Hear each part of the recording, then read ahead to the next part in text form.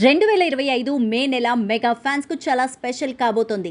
అయితే దీనికి కారణం ఒకటి కాదు, పలు కారణాలైతే ఉన్నాయి. అందులో ఫస్ట్ రీజన్, మెగాస్టార్ చిరంజీవి నటించిన iconic movie 'Jagadeka Veerudu Athiloka Sundari' release అయి మే 9 తేదీ నాటికి 35 ఏళ్లు పూర్తవుతుంది.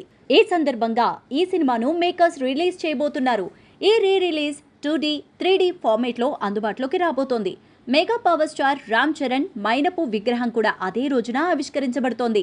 లండన్లోని మేడమ్ టుస్సాడ్స్లో రామ్ చరణ్ మైనపు విగ్రహం ఇప్పటికే ఏర్పాటు కాగా మే 9వ తేదీన ఆ విగ్రహం ఓపెన్ కానుంది. ఈ కార్యక్రమానికి చరణ్ తన ఫ్యామిలీతో హాజరు కాబోతున్నారట.